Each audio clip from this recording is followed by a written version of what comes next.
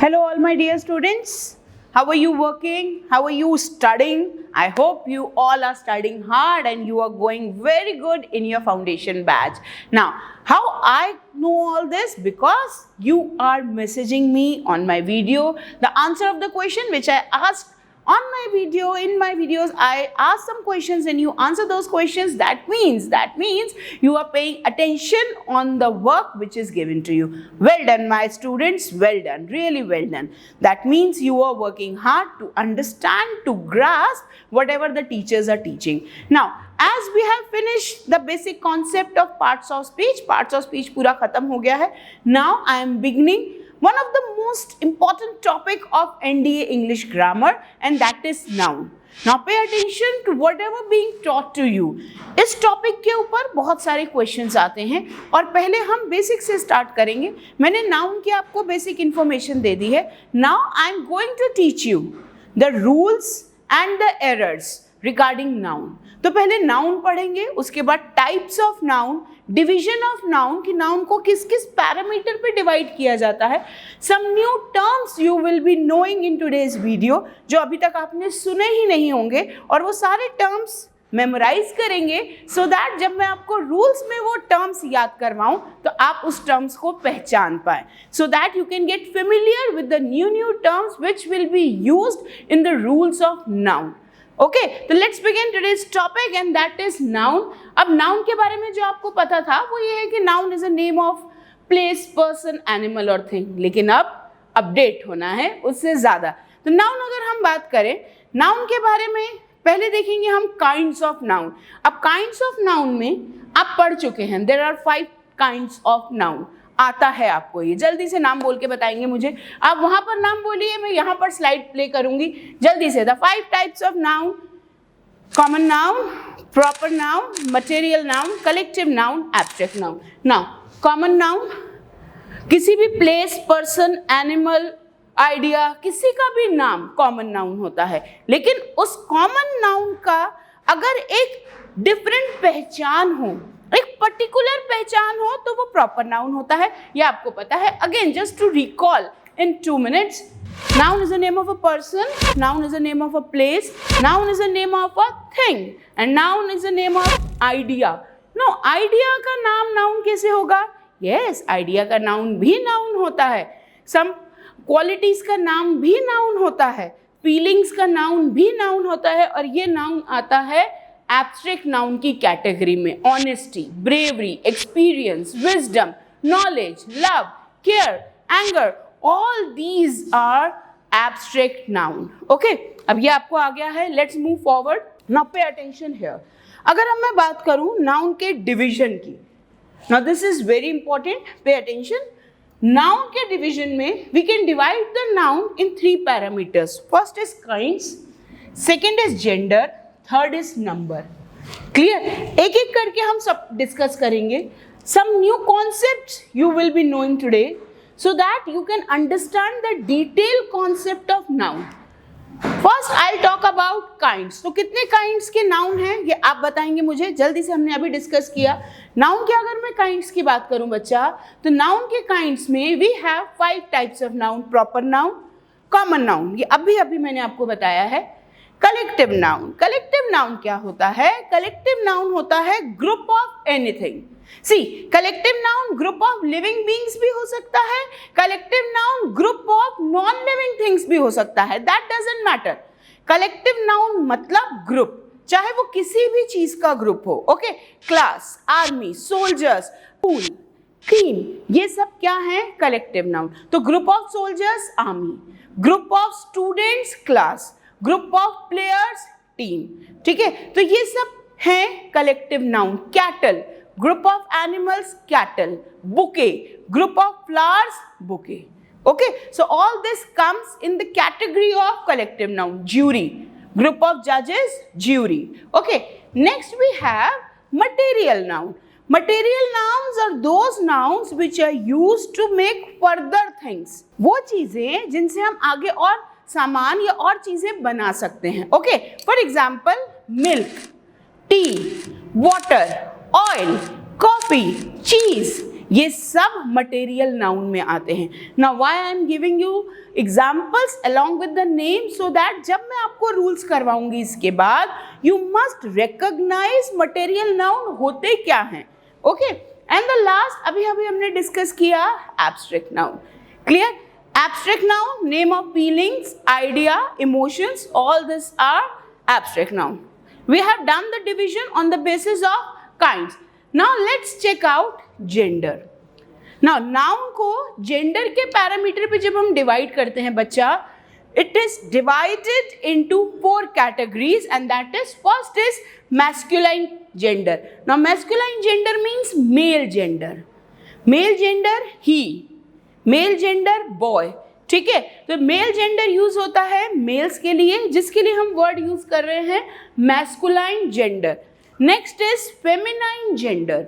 Feminine gender use होता है बेटा फीमेल्स के लिए. ओके, तो फेमिनाइन जेंडर फॉर फीमेल्स. अभी तक आपको ये 2 जेंडर्स आपको पता है.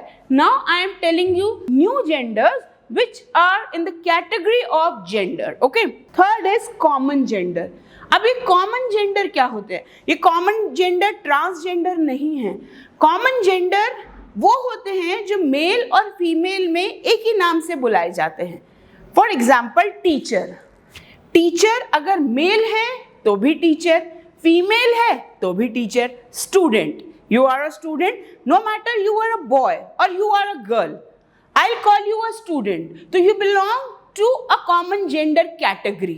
ठीक है, जब आप बॉय और गर्ल, मैस्कुलाइन और फेमिनाइन, लेकिन when I am talking about the designation, position, profession, then we use common gender. Lawyer, doctor, engineer, politician, ये सारे जो प्रोफेशन हैं इनको हम कॉमन जेंडर की कैटेगरी में लेके आते हैं. पता था आपको ये? आई होप आपको ये समझ में आ रहा है. ओके, नाउ कॉमन जेंडर का नाम क्लियर हुआ. Next is neuter gender. अब ये न्यूटर जेंडर क्या है? सुना है कभी नाम? सुना है? एनालाइज करो दिमाग में. न्यूटर जेंडर सुना है? Neuter gender is used for the non living things. Neuter gender is used for the small animals, insects. इनके लिए हम न्यूटर जेंडर यूज करते हैं. Okay, for example insects. Insects के लिए हम न्यूटर जेंडर यूज करेंगे. क्लियर? नॉन लिविंग थिंग्स के लिए हम न्यूटर जेंडर यूज करेंगे. तो ये जेंडर के बेसिस पे जो हमने डिवीजन किया, masculine male, feminine female, common gender, that means professionals के लिए जो हम जेंडर यूज करते हैं which are common in both the genders. Okay, pilot, cadet, officer, तो ये सारे जो प्रोफेशंस हैं इसके लिए हम कॉमन जेंडर यूज करते हैं. Neuter gender, non living things. याद रहेगा ये? Okay, now this I have taught you. Gender में अगर हम बात करें तो सबसे पहले मैस्कुलाइन, पता है आपको, masculine male. Next is feminine female, third one is common and fourth one is neuter. याद रहेगा, भूलना नहीं है. Okay, now see masculine feminine. Masculine grandfather male gender, feminine grandmother female gender, boy male gender masculine gender, girl female gender feminine gender. ये clear है. Okay, इतना आपको पता है. Now let's move forward again. Common gender some profession के लिए. Okay, now feminine female, now masculine male, neuter non living things. तो neuter gender के लिए, नॉन लिविंग थिंग्स के लिए यूज होता है. कॉमन जेंडर प्रोफेशंस के लिए यूज होता है. Okay, some example of common gender, ये याद रखेंगे. मैंने आपको वर्बली अभी बहुत सारे एग्जाम्पल दिए हैं, लेकिन still parent. Now no matter dad और मॉम, दोनों को ही आप पेरेंट बोलते हैं. तो चाहे डैड है चाहे मॉम है, दे बोथ इंडिविजुअली, अलग अलग भी अगर हम बात करें तो they will be termed as parent. दोनों साथ में है पेरेंट्स. क्लियर? तो डैड है, माय पेरेंट इज हियर, मतलब मेरे डैड या मॉम दोनों में से कोई एक है, तो दोनों parent. Now teacher, male teacher female teacher, कोई भी हो टीचर. डॉक्टर, पुलिस, इंजीनियर, तो ये सारे प्रोफेशन. कजिन, ठीक है, अब कजिन चाहे वो बॉय है तो भी कजिन, गर्ल है तो भी कजिन. तो this All these are the examples of common gender. I hope इतने सारे examples से अब याद हो गया है common gender क्या होता है. Okay? Now, see some of the examples so that you can analyze yourself. True or false, common noun for people are always of common gender. जो common gender में use होता है, see, teacher, professor, doctor, lawyer, nurse. These are the example of common gender. भूलेंगे तो नहीं आप, बिल्कुल अच्छे से याद रखेंगे, ओके? क्योंकि इसी के ऊपर बेस्ड अभी मैं क्वेश्चंस दूंगी, तो यू मस्ट नो कि कॉमन जेंडर में क्या रूल होता है, okay? Now coming to the neuter gender. Neuter gender, as I have told you, non living things के लिए यूज होता है. See, pen, ball, chair, pillow, box, इनको हम न्यूटर जेंडर की कैटेगरी में लेके आते हैं. अब ये बेसिक है. इसका नेक्स्ट लेवल है कि नॉन लिविंग थिंग्स के साथ साथ इंसेक्ट, स्मॉल एनिमल्स को भी हम न्यूटर जेंडर में लेके आते हैं. Even when I will teach you the rules of neuter gender, I will mention one thing in a very highlighted way. Infant babies, newborn babies, yes, newborn babies को भी neuter gender की category में use करते हैं. Clear? तो नवजन्मा बच्चा जो होता है या इन्फेंट बेबी होता है, उसको भी हम न्यूटर जेंडर की कैटेगरी में लाते हैं. इंसेक्ट्स को हम न्यूटर जेंडर की कैटेगरी में लाते हैं. छोटे जानवर को भी हम न्यूटर जेंडर की कैटेगरी में लाते हैं. ओके, तो न्यूटर जेंडर याद रहेगा आप. Okay, now the next level of the division of noun is based on the number, yes, number. On the basis of number, noun is divided into two categories, that is singular, plural. Okay, singular और plural. एक लड़का boy, बहुत सारे लड़के boys. Pen, pens. Cat, cats. Table, tables. तो जब भी noun को नंबर में डिवाइड किया जा रहा है बच्चा, उसको दो कैटेगरी में डिवाइड करेंगे, सिंगुलर, प्लूरल. तो I hope the whole chart is in your mind so that you can understand what is division of noun. तो 3 कैटेगरीज पे हमने डिस्कस किया था, काइंड्स, जेंडर, नंबर. अपने रजिस्टर में पूरा चार्ट बनाएंगे. रजिस्टर के डबल पेज पे बनाएंगे, आड़ा नहीं बनाएंगे, सिंगल पेज पे नहीं बनाएंगे.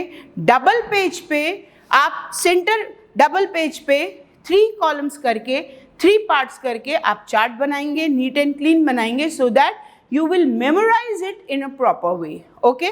यहाँ तक ये समझ में आ गया. अब सिंगुलर प्लूरल का एक एग्जाम्पल देख लेंगे. Book, books, dog, dogs, Apple, apples. Okay, ना इसके बाद जब मैं आपको नेक्स्ट पढ़ाऊंगी नाउन के रूल्स, तो आई विल टेल यू कि कुछ नाउन ऐसे होते हैं बच्चा जिनका रूल ये है कि जिनको सिंगुलर प्लूरल सेम मानते हैं.